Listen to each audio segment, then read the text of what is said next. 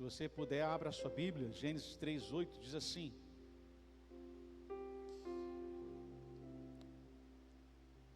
e eles ouviram a voz do Senhor Deus, andando pelo jardim, no frescor do dia, na viração do dia, em algumas versões, ao entardecer. E Adão e sua mulher, você repete após mim, se esconderam. Fala mais forte, se esconderam da presença. Então eles se esconderam do quê? Da presença do Senhor Deus, entre as árvores do jardim. Feche seus olhos, vamos orar ao Senhor mais uma vez. Pai, muito obrigado, Senhor, por estarmos aqui mais uma vez nesse culto, para estarmos ministrando a Tua palavra. Eu quero te pedir mais uma vez que o Senhor venha abrir os olhos do nosso coração, do nosso entendimento, para que tudo aquilo que vai ser tratado aqui seja discernido espiritualmente, seja recebido no nosso espírito, Senhor, e seja colocado em prática no nosso dia a dia, na nossa vida.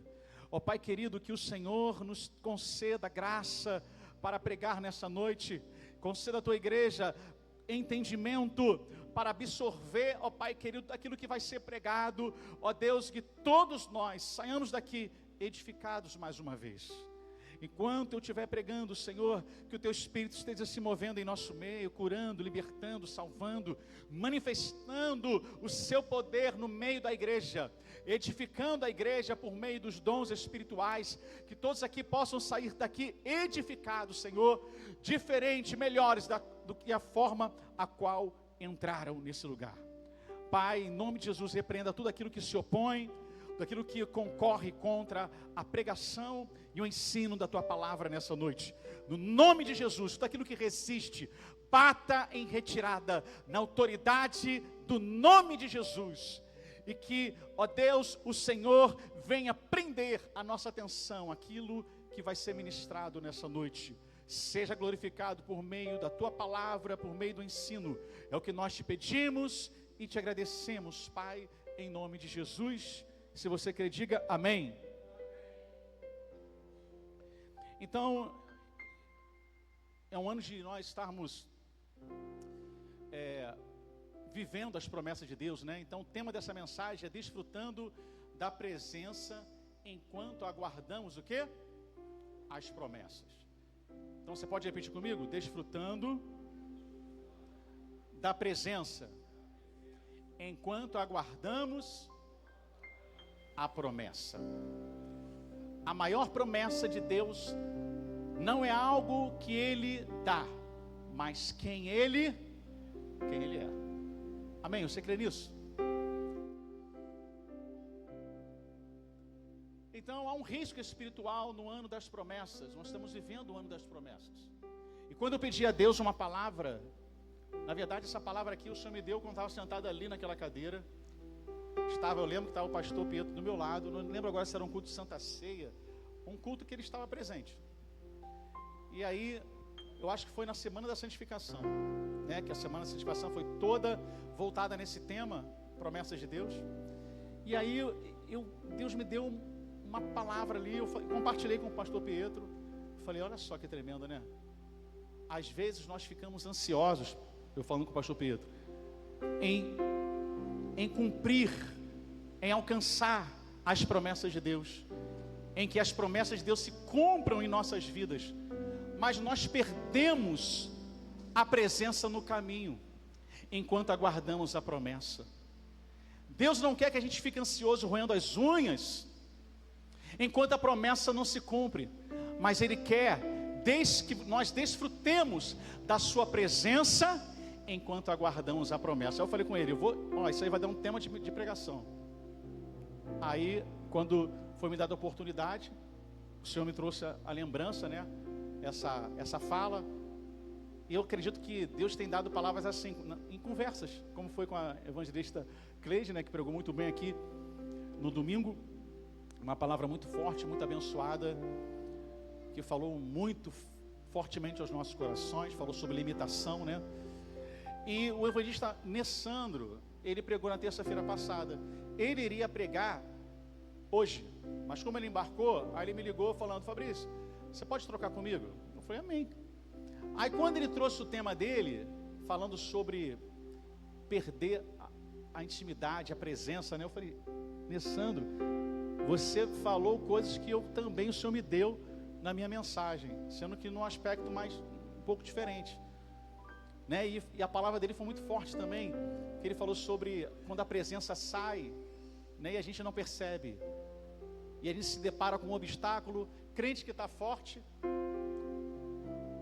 mas está um Popeye sem espinafre, aí perde para o Brutus. Foi assim com Sansão. Sansão perdeu porque ele achou que estava forte naquele momento, e os filisteus foram e arrebentaram com ele. Mas no final, né, todos sabem, a força voltou, a presença voltou, e ele pôde concluir a sua missão. Então, eu quero falar sobre isso. Então, há um risco espiritual no ano das promessas. Que risco é esse? Vivermos um tempo de expectativa pelo cumprimento da palavra de Deus. Nós temos uma expectativa. Promessas remete a futuro, aquilo que ainda vai acontecer. No entanto, existe um perigo sutil em nossa caminhada. Que perigo é esse? Amar mais o que Deus promete do que o próprio Deus que prometeu. Não é verdade?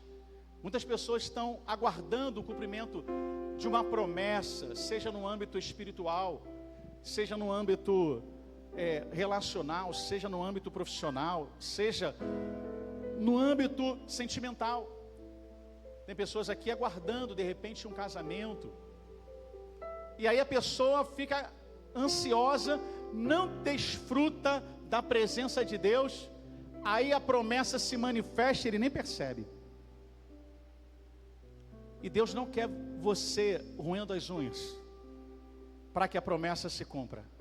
Deus quer você desfrutando da intimidade com Ele, vivendo a cada dia, aproveitando a maior das promessas, que é a presença dEle diária em nossa vida. Enquanto a promessa está lá no futuro, a presença dEle pode ser desfrutada no aqui e agora. Como pode aquele que fez a promessa? Deus, quando nos salvou, Ele não nos salvou para nós mesmos, Ele nos salvou para si mesmo. Deus nos salva para Ele mesmo. De que faria sentido a salvação da nossa alma se no lugar para onde vamos Ele não estivesse lá? Não faria sentido nenhum. Então veja, promessas podem demorar. Tem promessa que demora, tem promessa que demora. É ou não é verdade? Você está esperando alguma promessa que está demorando? Eu estou. Às vezes parece até que não vai se cumprir mais. Você fica até meio um pouco murchinho, achando até que foi aquilo lá, de repente o profeta se equivocou, né? Foi coisa da minha cabeça. Você começa a um pouco duvidar. Mas a verdade é que a Bíblia não deixa isso em branco e sem resposta. As promessas de Deus na Bíblia também têm o seu tempo de espera, e às vezes uma espera demorada. E o texto vai dizer, aqui o slide está dizendo, promessas podem demorar, podem se cumprir em etapas. Às vezes vem uma parte dela se cumpre, e a outra parte só vai se cumprir depois. Ela pode vir por etapas, pode vir a prestação. E também elas podem mudar de forma. Como assim, evangelista Fabrício? Quer ver um exemplo? Aquilo que você espera de Deus, que Deus cumpra, quando a promessa é feita, você imagina ela se cumprindo de uma forma. Mas às vezes, Deus tem uma outra maneira de cumprir aquela promessa. Você imaginou, você desenhou na sua imaginação uma forma, não, vai ser assim, assim, assim. E Deus vai e faz algo surpreendentemente diferente, maior e melhor do que você imaginou. Não é isso que está escrito? Que Ele é poderoso para fazer abundantemente mais, além daquilo que pedimos e pensamos, segundo o poder que em nós opera. Então Deus pode fazer mais. Você está pedindo um homem forte, bonito, de repente você, mulher, para casar, de olhos azuis, né? Cabelos lisos, sarado. Aí Deus, nananina não. Eu vou te dar um homem sim, forte, mas forte em Deus. Bonito por dentro, lindo. Um homem de caráter. Um homem que você vai se orgulhar de ser esposa. Um homem que teme a mim e a minha palavra. Deus pode fazer isso. Mas bonito e tudo isso ao mesmo tempo, não dá. Ou então vai vir um pacote quase inteiro, mas vai vir sem dinheiro. Aí não dá, né? Tudo, a gente quer tudo perfeito, né? Não, tem que ser bonito, tem que ter dinheiro, tem que ser sarado, tem que ser não sei o quê. Não, meu filho. Ele tem que ser no encaixe, como eu falo com a Paula, minha esposa. Tem que ser um encaixe perfeito. Quando eu a conheci, eu apelidava ela de encaixe perfeito. Aí no WhatsApp, em vez de botar o nome dela, eu botava assim, meu encaixe perfeito. Tem que ser um encaixe perfeito. Então a promessa, ela pode mudar de forma? Pode. Os judeus estavam esperando o Messias, montado num cavalo branco, com uma espada na mão, que ia subjugar Israel, que ia subjugar, o Império Romano, que ia sentar num trono. Mas primeiramente ele não veio dessa forma. Vai se cumprir, mas olha, lembra das etapas? Ela se cumpre em etapas. Primeiro ele veio na forma de um cordeiro de Deus, que tira o pecado do mundo. Uma ovelha muda, levada ao matadouro. Não veio como um príncipe, não veio montado no cavalo branco, mas foi pendurado numa cruz. O destino dele não foi o trono, foi a cruz, porque o trono, nós não estaríamos lá, se ele escolhesse primeiro o trono.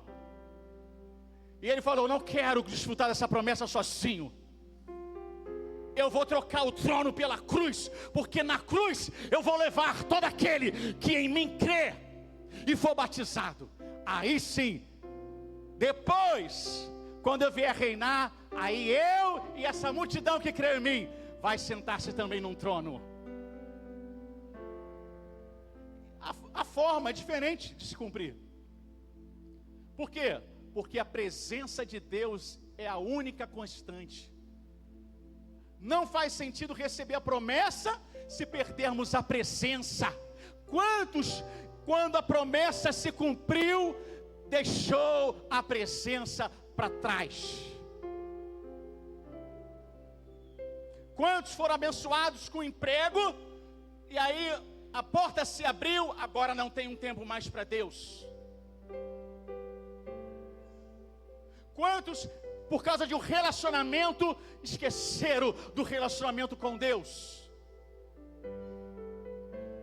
Querido, a promessa não pode ser maior do que a presença de Deus na minha e na sua vida. Temos que priorizar a presença de Deus. A primeira menção dessa palavra presença na Bíblia, eu fui procurar essa palavra.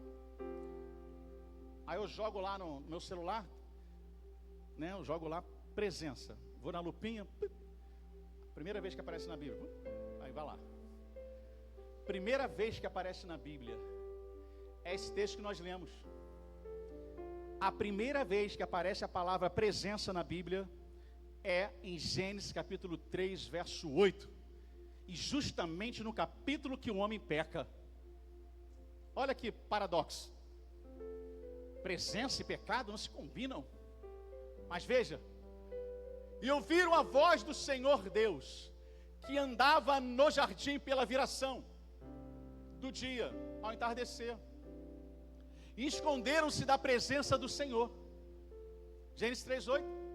A primeira vez que a Bíblia menciona a presença de Deus não é num culto, não é no altar, não é no momento de vitória, da celebração de cumprimento de uma promessa, não.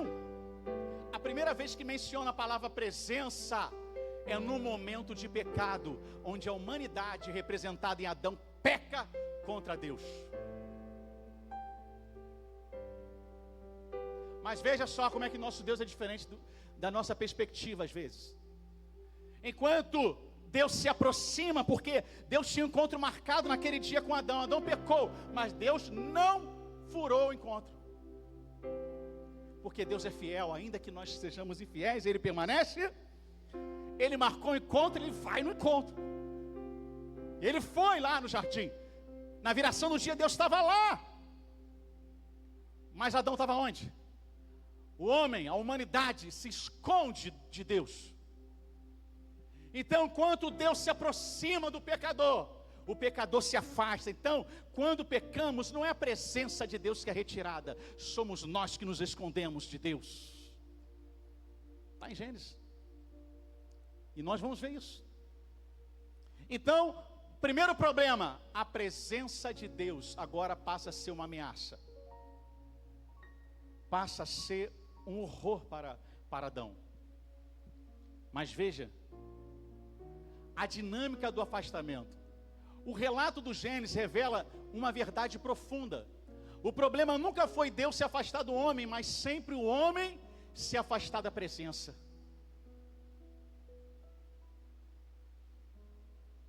O homem peca. O medo substitui a comunhão. A perda da consciência da presença, não da presença em si. Ele não perdeu a presença, Adão. A presença estava lá no jardim. A presença foi lá encontrar com ele. Mas ele perdeu a consciência dessa presença. Enquanto de nós estamos na igreja, Deus está no culto, Deus está falando, Deus está se manifestando, e nós perdemos a consciência da presença dele, e saímos do culto dizendo, o culto estava frio, Deus não estava lá. Mas não é que Deus não estava lá, é você que perdeu a sensibilidade e a consciência da presença de Deus. Nós perdemos a consciência. Adão perdeu. É como se Adão tivesse em Deus e tivesse aplicado uma anestesia local. Aí Deus não sentiu, peraí, onde Adão está? Ele estava conectado, alguma coisa desconectou ele de mim. O pecado. E aí Deus vai atrás. Aí depois começa a história na Bíblia, é a história de Deus buscando o homem. A gente pensa que é Deus, o homem buscando a Deus, né? Se fosse o homem buscando a Deus, o homem nunca teria Deus. A história da redenção é Deus buscando o homem. Do início ao fim. O homem pecou aqui no primeiro pecado. Quem é que buscou? Quem é que buscou o outro? Foi Deus que buscou o homem. E assim é com você também, querido. De repente você pecou, você está fora da presença de Deus, você se distanciou por algum motivo, mas Deus te trouxe aqui nessa noite para ouvir essa palavra e dizer para você: eu não me escondi.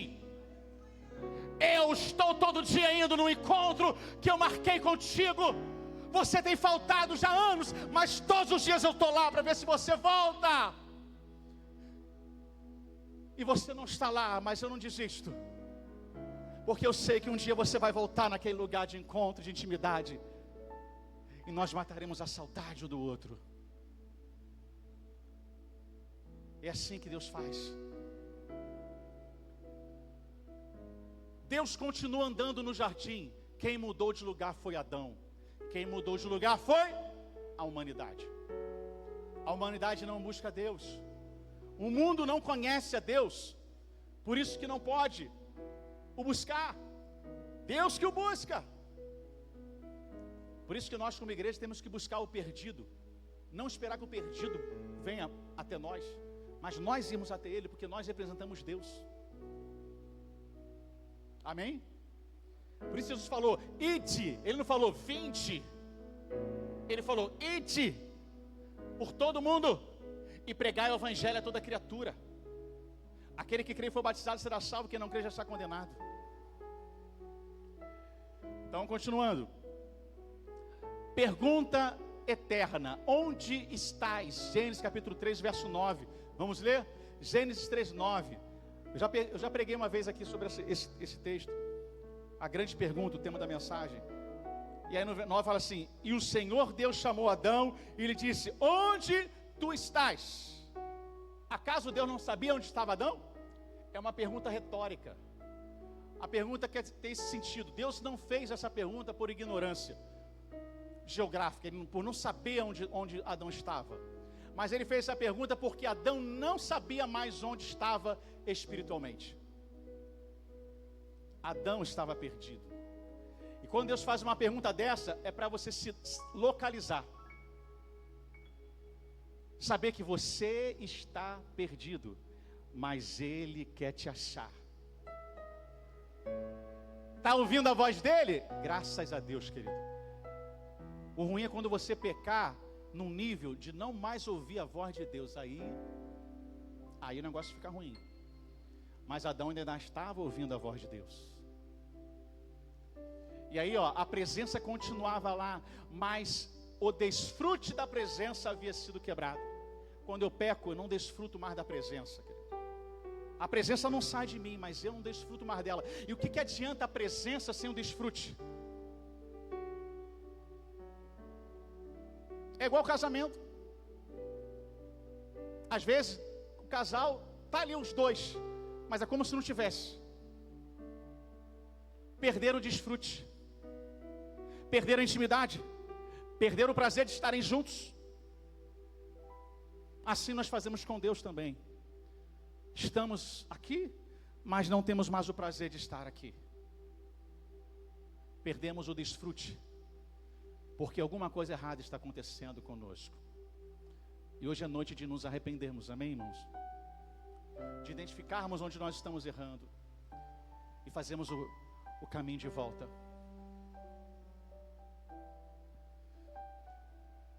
O esconderijo moderno, olha só. Muitos cristãos hoje vivem como Adão, salvos com promessas pendentes, mas escondidos. Escondido aonde, Fabrício? Escondido pela culpa. Às vezes essa culpa aí, desse pecado que você cometeu, está te martelando até hoje, está te perturbando até hoje, está te acusando até hoje. Você só sente culpa, culpa, culpa. Mas sabe de uma coisa? O sacrifício de Jesus tem um propósito também de te perdoar os pecados e acabar com essa consciência de culpa. Lavar você da consciência de culpa que o pecado traz. Ele tem um propósito de remover a culpa do pecado. Primeiro ele remove você da culpa. Ele te absorve, ele te retire da culpa. Não da presença.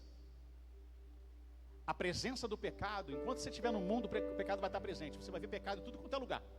Então hoje por isso que Paulo fala que a criação geme, buscando a redenção. Por quê? Estamos no mundo, o pecado está presente. Todos os dias temos que resisti-lo, negá-lo, todos os dias. Não tem um dia, não tem uma hora que você não negue ele.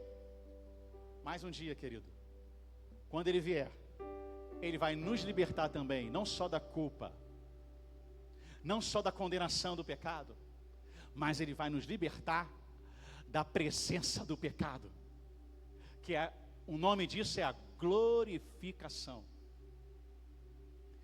Primeiro ele liberta da culpa, justiça. Depois da condenação, santificação. Depois, por fim, da presença, glorificação. Aí nunca mais o pecado vai nos perturbar. Mas enquanto isso não acontece, existe um antídoto para o pecado. E você vai repetir após mim, fala, presença. Presença. Presença de Deus. E fala aqui, ó, culpa, nos escondemos pelo medo, escondidos pelo medo. Adão teve medo de Deus. Mas você não precisa ter medo, porque a Bíblia fala assim, o amor de Deus lança fora todo medo. Fabrício, prova então o amor de Deus. Como é que eu posso saber que Deus me ama? Olha para a cruz. A cruz é a maior prova de amor de Deus. A maior prova de Deus foi a cruz. Porque na cruz ele não morreu por ele morreu por você, por mim. Na cruz ele não levou os pecados dele porque ele não tinha. Ele levou os meus, os teus pecados. Na cruz ele experimentou o desprezo. Ele experimentou a ausência de Deus. Porque teve um momento na crucificação que ele falou: Pai, por que me abandonaste? Porque o Pai levou a sério aquilo que estava acontecendo. Porque se ele não tivesse falado dessa forma, a gente não saberia se realmente ele nos substituiu. Mas graças a Deus que as palavras que ele proferiu foram ouvidas e registradas num livro. E nós podemos saber hoje que ele nos amou a tal ponto de ter experimentado o afastamento da presença de Deus. Porque Deus não pode contemplar o pecado. Então quando Deus olhou naquele momento na cruz do seu filho, ele não viu o seu filho, ele viu eu e você, os nossos pecados em seu filho. Ele viu o seu filho maldito ali na cruz, porque todo aquele que é pendurado no madeiro se torna maldito, e ele se fez maldição em nosso lugar, para que nós fôssemos feitos justiça de Deus. O que é a justiça de Deus? É estar na presença de Deus como se nunca tivéssemos pecado. Então Jesus substituiu eu e você. Você não precisa mais ser atormentado pelo medo, escondidos pela religiosidade. O que é religiosidade, Fabrício? É liturgia sem presença. É louvor sem adoração.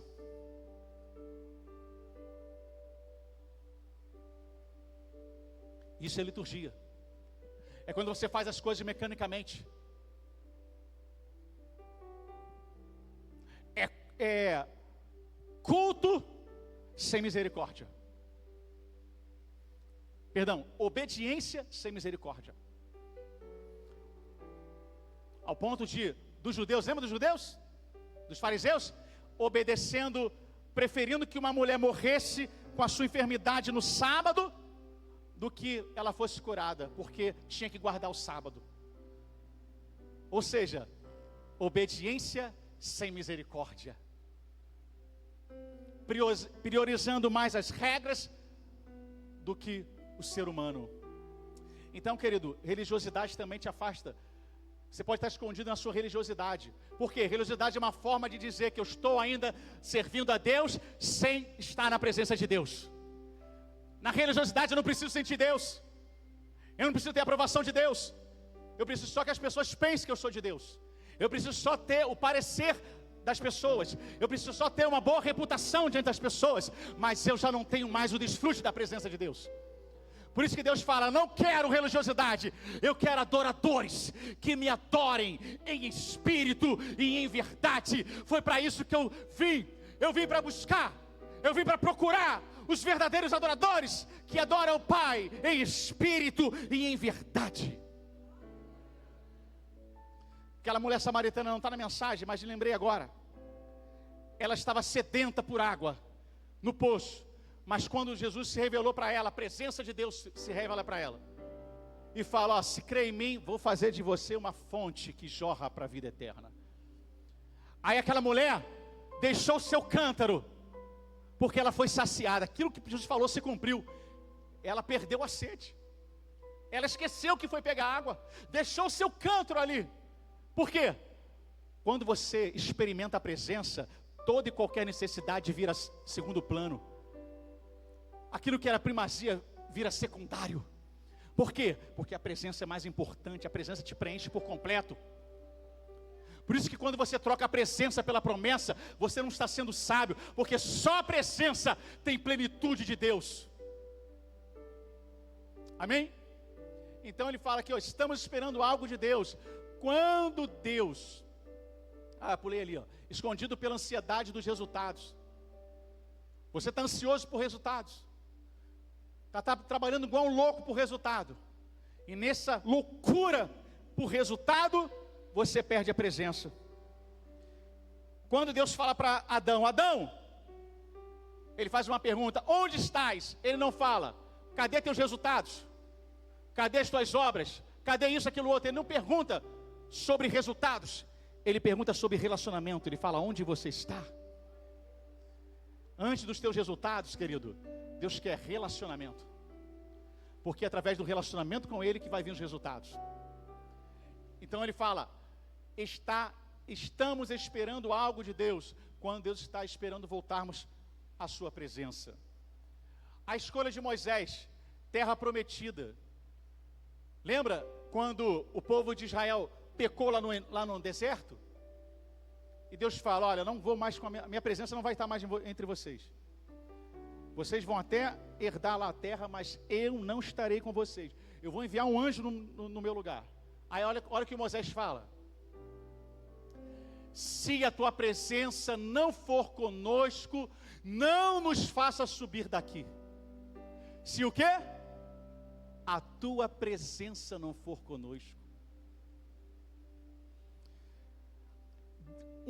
Deus falou para Moisés, Moisés, eu estou te dando a promessa. Tu está louco? Eu estou falando que você vai entrar em Canaã com esse povo.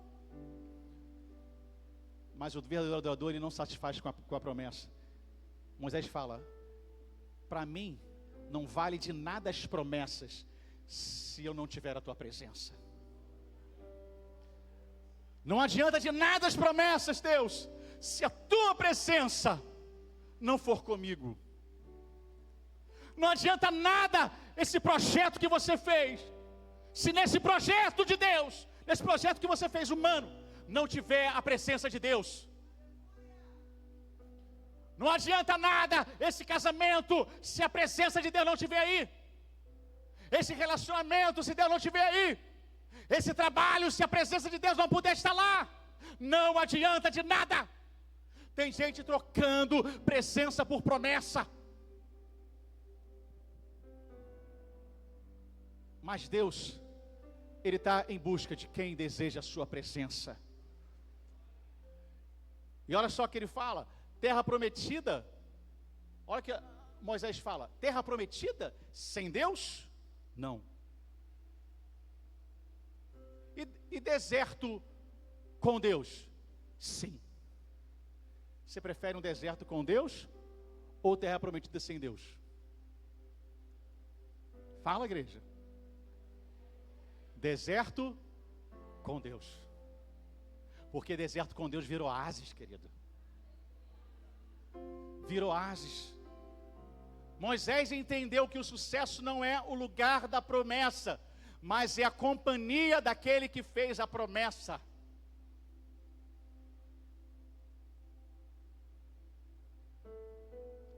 Agora, outro personagem, Davi. Moisés representa a humanidade com sede de Deus, buscando a presença. Davi também. Adão representa a humanidade que peca e não busca Deus, foge de Deus. Moisés e Davi representam a humanidade que peca, mas que busca a presença de Deus. E olha só que ele fala, não me lances fora da tua presença. Salmo 51, esse salmo é o salmo que Davi escreve, relatando o seu pecado de adultério, de assassinato. Davi pecou, a sua reputação foi por água abaixo, perdeu a honra, perdeu a reputação, perdeu estabilidade, perdeu a sua família, perdeu a integridade, olha quanta coisa ele perdeu. Mas quando ele vai adorar a Deus, ele não vai pedir essas coisas, Senhor, me reposiciona novamente no meu reino, devolve minha família, devolve a minha honra, devolve a minha reputação. Não, ele fala, Deus, não retira de mim a tua presença. pode tirar tudo, mas não tira a tua presença. Davi pecou, mas a presença de Deus não tinha saído ainda. Mas ele clama: Senhor, tira-me tudo, mas não tira de mim a tua presença. E Deus ouviu essa oração. Deus tirou muita coisa, mas a presença dele não foi tirada. Porque se você tiver a presença, você pode perder tudo. Com a presença você reconstrói tudo. Mas sem ela você perde tudo. Ele poderia ter pedido a restituição do trono, da reputação, mas o maior medo para ele era perder a presença. Para Davi, a presença valia mais que o reinado. Davi é um exemplo, querido. É alguém que acho que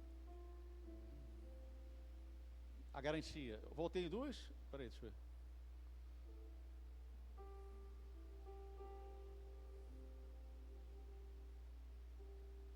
Acho que é esse mesmo, não passei duas vezes não, né? A garantia de Jesus.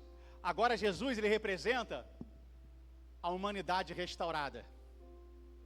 Lembra que a história da redenção é a história de Deus buscando o homem? Todas as vezes que o homem tentou buscar Deus, falhou. A antiga aliança, a história do Moisés, falhou, a lei falhou. A lei não foi suficiente para levar o homem a Deus, para resolver o problema do pecado, do relacionamento. Todas as alianças falharam, mas a nova aliança foi bem sucedida. Por quê? Porque a nova aliança é Jesus e o Pai, fazendo uma aliança, representando Jesus à humanidade e o Pai, Deus. Essa aliança não pode ser quebrada, porque não há pecado nessa aliança, não há falha nessa aliança. A parte de Jesus não peca, ele foi um humano sem pecado. E a parte de Deus, Deus não pode pecar, Deus não pode falhar, Deus não pode voltar atrás. Por isso que, para nós participarmos dessa aliança, temos que estar em Cristo, porque em Cristo nós somos abençoados pelos méritos de Cristo, não pelos nossos. Então, eis que estou convosco, e a maior promessa que essa nova aliança fez, não foi prometer ausência de problema. Quem aqui tem problema? Não foi felicidades imediatas, mas ele prometeu presença constante, presença na bonança, presença na falta, presença no muito, presença no pouco,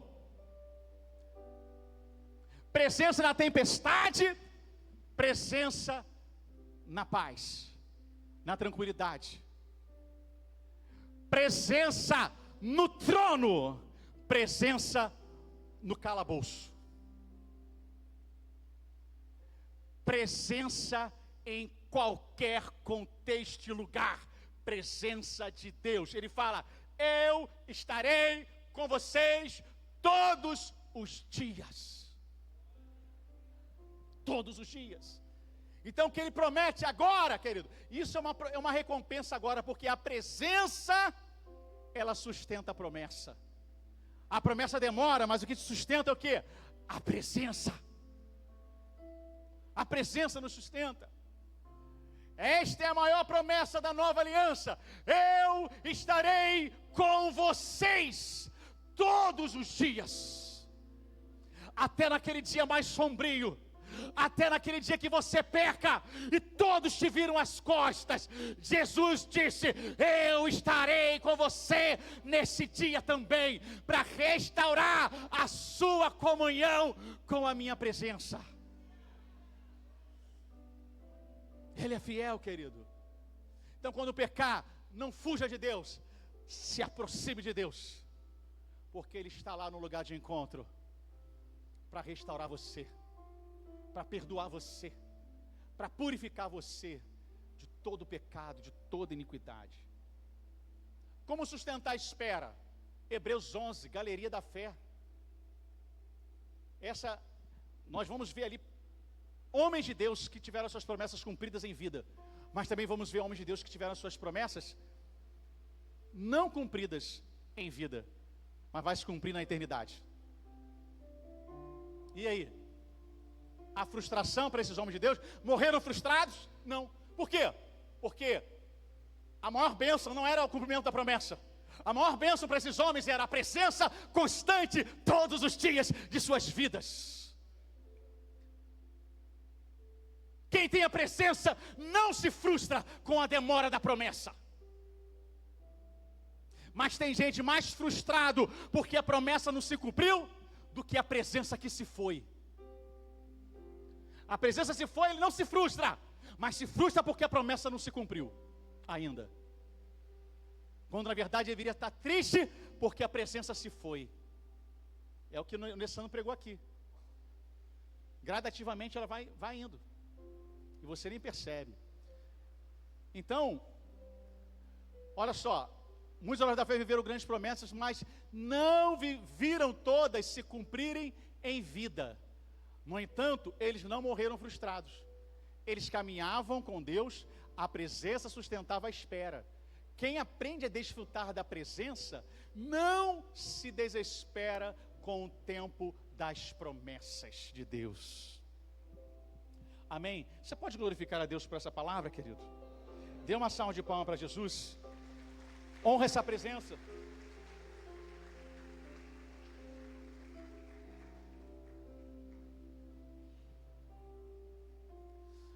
Perigo da idolatria. O meu povo cometeu 2 males. A mim me deixaram o manancial de águas vivas.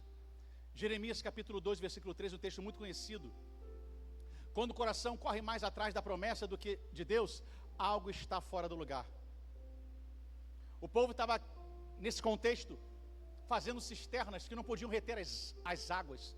Cisternas rotas que não podiam reter as águas. Por quê? Deixaram o manancial de água viva. O que é manancial de água viva? Que jorra água sem fim. Mas você tem que ir até lá para pegar água. Aí o povo queria até o manancial? Não, o povo queria fazer cisterna, porque pegava, acumulava. A gente quer acumular, a gente quer poupar energia. Deus quer que você vá ao lugar do encontro, mas você não, você quer um encontro por semana. Um encontro por mês. E Deus fala, eu quero encontro todos os dias. Deixaram o manancial de água viva por causa das cisternas, que não podem reter as águas. Olha só, você junta, mas o vento espalha.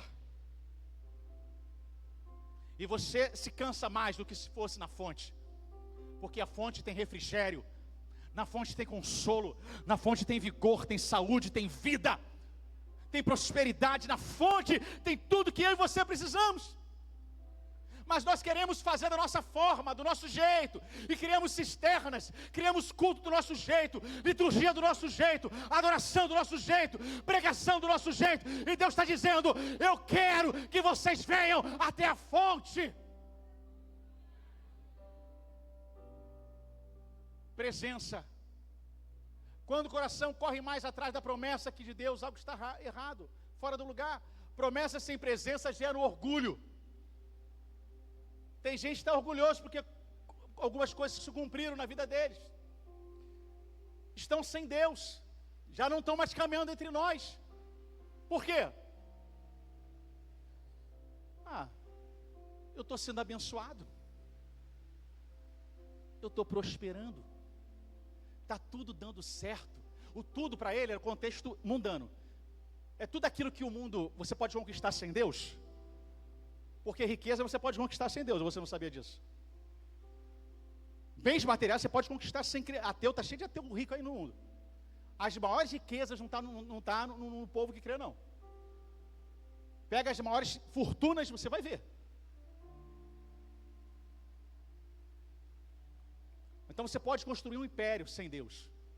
Você pode construir riqueza sem Deus. Jesus já falou que o rico é mais fácil um camelo passar por buraco de uma agulha, aquela de costurar mesmo, não é aquela agulha que inventaram aí para tentar amenizar o negócio, não. O contexto lá no original é agulha de costurar. Do que um rico entrar no reino de Deus. Por quê? O rico fala, eu não preciso de nada. Eu tenho tudo. Mas aquilo que o dinheiro não pode comprar, que é a presença, Isso eles não têm. E aí a promessa veio, abandonou a presença. A vida é igual quando está um carro na ladeira, já acabou a gasolina, está só na banguela, já viu? O cara está descendo, está na ladeira, está na inércia. Vai embora. Mas vai chegar um momento que vai parar o carro e não vai ter combustível, porque a presença já foi, ele nem percebeu.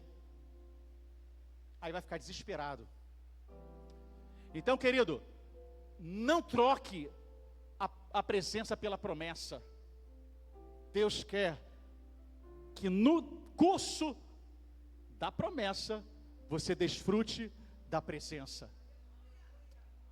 Então a presença gerou orgulho no coração dessas pessoas e eles ficaram orgulhosos. Mudaram a forma como falam, não se cumprimenta mais. Sabe? Por quê? Gera orgulho. Promessa sem presença gera orgulho. Quer ver um exemplo? Êxodo, capítulo 8. Deixa eu ver se é isso mesmo. Até separei aqui. Estou terminando já. Olha só que exemplo. Tremendo. Eu não botei no esboço, mas ali o Senhor me fez lembrar. Deuteronômio 8, versículo 11. Diz assim. Deuteronômio 8, do 11 em diante. Guarda-te, não te esqueças do Senhor. Não te esqueças de quem? Teu Deus. Não cumprindo os seus mandamentos, os seus juízos e os seus estatutos que hoje te ordeno. Para não suceder que depois de teres comido e estiveres farto, depois de haveres edificado boas casas e morado nelas, depois de se multiplicarem os teus gados, promessa cumprida, de multiplicar os seus gados e os teus rebanhos, e se aumentar a tua prata, o teu ouro, e ser abundante tudo quanto tens, se eleve o teu coração, ou seja, se orgulhe. Promessa sem presença gera orgulho. E continua o texto: se esqueça do Senhor teu Deus, que te tirou da terra do Egito e da casa da servidão.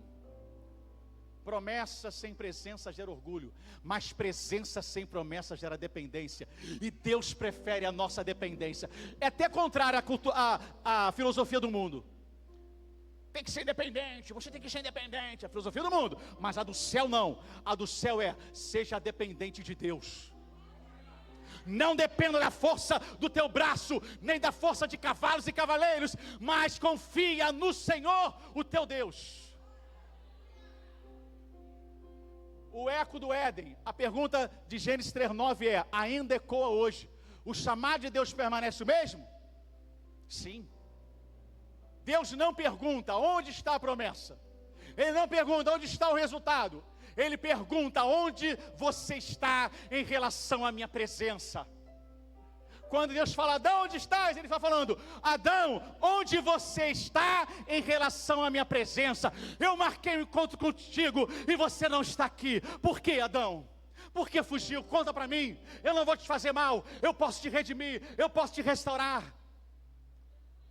Mas graças a Deus, em Jesus, enquanto todas as alianças foram Deus tentando, o homem tentando obedecer a Deus, honrar a Deus, agradar a Deus, mas na nova aliança é Deus vindo até o homem, se fazendo carne, morrendo no seu lugar, ressuscitando ao terceiro dia, subindo à direita do Pai, intercedendo por nós e dizendo: vinde a mim, vós que estáis cansados e sobrecarregados, e eu vos aliviarei. Tomai sobre vós o meu jugo e aprendei de mim, que sou manso e humilde de coração, e encontrareis descanso para vossas almas, porque o meu fardo é leve e o meu jugo é suave. Esta é a promessa, este é o nosso Deus, que busca a quem Ele ama. E o Senhor nos buscou em Jesus. Nele, Ele reconciliou o mundo. Deus pergunta agora: onde você está em relação à minha presença? Uma pausa para a reflexão. Estou buscando mais o que Deus faz ou quem Deus é? Em outras palavras, a palavra presença vem do original hebraico, quer dizer face, rosto. Todas as vezes que você vê a palavra presença no hebraico é face ou rosto, que aí também pode ser interpretado por pessoa, estar diante de. Então, presença remete à face, promessa remete às mãos. Tem gente querendo as mãos de Deus, mas não quer a face dele. Deus quer intimidade. Deus está procurando alguém que queira a face e depois as suas mãos. Você quer a face ou quer as mãos de Deus? Você busca a Deus pela sua face ou pelas suas mãos, por aquilo que Ele pode te dar? Se a promessa demorar, a presença ainda te basta?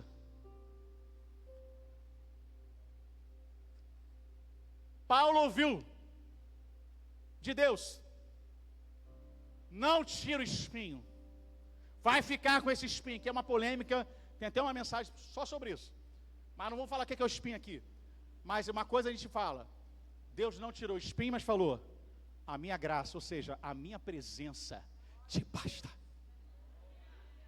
Se eu não fizer o que você quer, a minha presença é suficiente, ela basta. Ano passado, a minha graça te basta. Para quê? Para hoje você viver as promessas de Deus esse ano.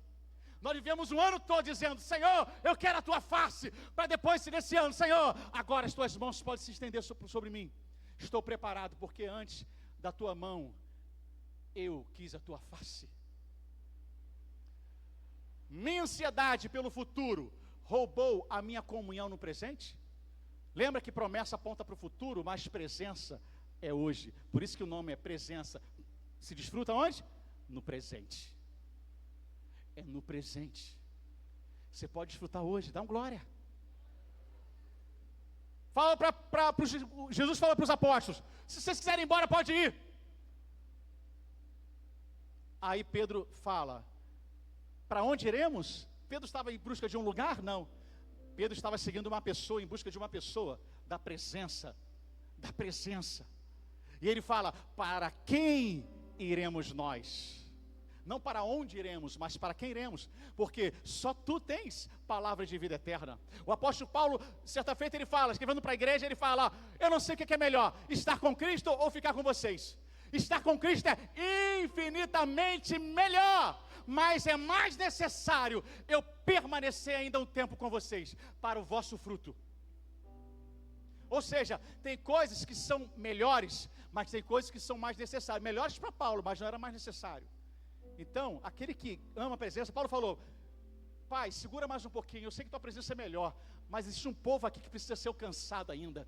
Então, por causa deles, da necessidade deles, deixa eu ficar mais um pouco com eles. Depois eu vou ter uma eternidade para desfrutar dessa presença maravilhosa. Paulo sabia valorizar a presença, querido. Então, a minha ansiedade pelo futuro roubou a minha comunhão no presente? Você perdeu a comunhão porque você está esperando algo acontecer? Desfruta hoje, querido. Jesus está lá no jardim esperando. E quem tem, para terminar, quem tem a presença, já tem o maior presente. Volte para o jardim. A espera é apenas uma oportunidade de caminhar com Ele. Fique de pé, igreja. Ministério de louvor. E a gente finaliza aqui a nossa mensagem. Vamos ouvir uma canção